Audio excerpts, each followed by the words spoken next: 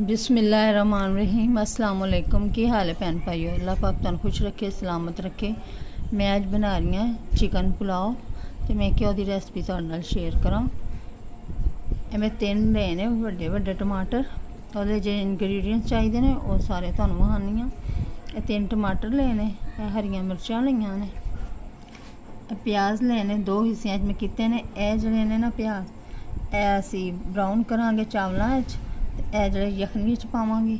ए खुश्क धनिया 2 चम्मच, ए लसन है, ए अदरक है, ए चावल लेने 3 पा। लसन ते अदरक ते खुश्क धनिया ना तीनों चीज़ां मैं कुट लाँगी। कुट के ना तो कुछ यखनी शामिल कराएंगे, तो कुछ जड़े ना वो पुलाव जो मसाला भुनांगे ना उस टाइम शामिल करांगे। 3 पा मैं चावल लेने, तो आधा किलो ने चिकन लिया है। चिकन है क्योंकि 3 पा चावल ने तो 1.5 किलो पानी पवेगा।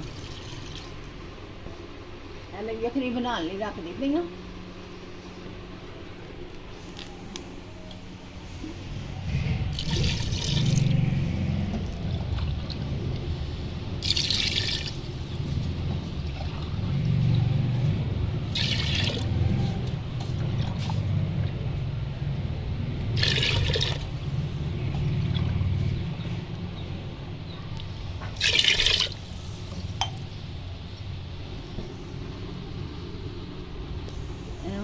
थोड़े को प्याज पाओगे,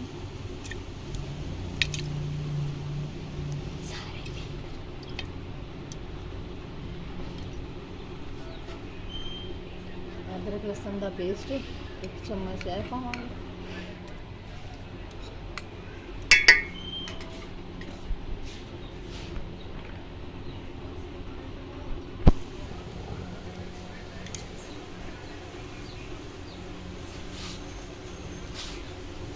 एक चम्मच नमक दी पाई,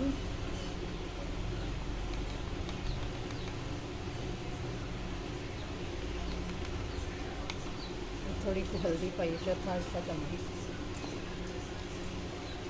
सब चीज़ां पा के हुण है ना यखनी बना के रख देंगे तकरीबन 15-20 मिनट करांगे। 2 मोटियां इलायचियां, 3-4 लौंग ने, दालचीनी ते जीरा।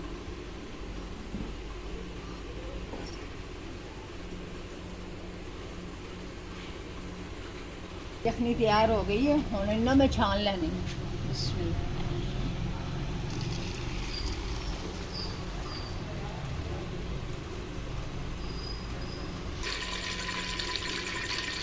घ्यो मैं पा लिया, हूँ प्याज पा लेंगे।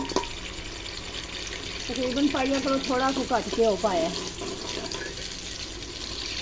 प्याज ब्राउन होगा और लहसुन अदरक का पेस्ट पा लेंगे।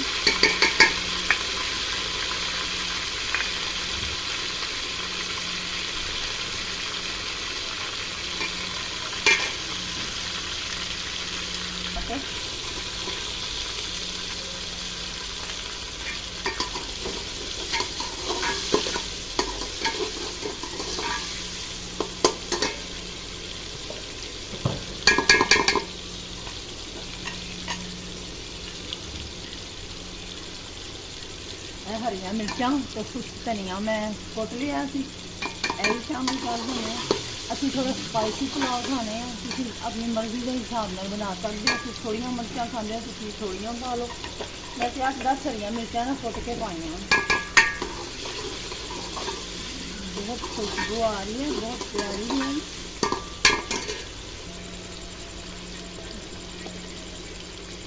हाफ चम्मच लाल मिर्चा खा रही हैं। थोड़ी जी हल्दी, क्योंकि असी हल्दी जड़ी है ना यखनी भी शामिल की। 1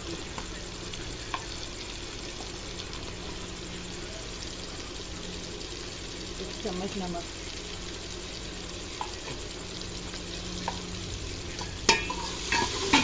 हमने मसाले भी अच्छी तरह भुनाई करनी, फिर चिकन भी शामिल करनी। ये चिकन में ऐड कर लिया। हम यदि अच्छी तरह ना भुनाई करांगी ताकि मसाला ना एको जहा यकजान हो जाए सारा। थोड़ा जिन्ना दरदरा गर्म मसाला है, यह भी पा देंगे। चिकन की भुनाई हो गई अच्छी तरह होने ना यखनी शामिल करके फिर असी चावल ऐड करा।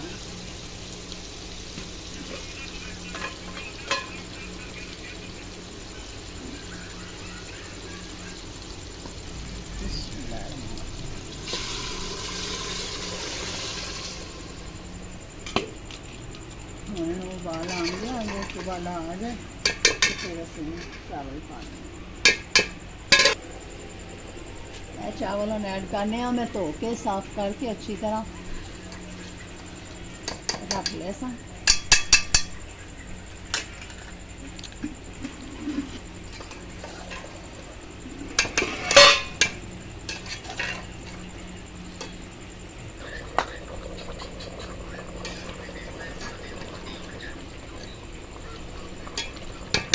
उपर ना ये मैं 3-4 हरिया मिर्चा ऐड की इन्हों का बहुत अच्छा फ्लेवर आता है।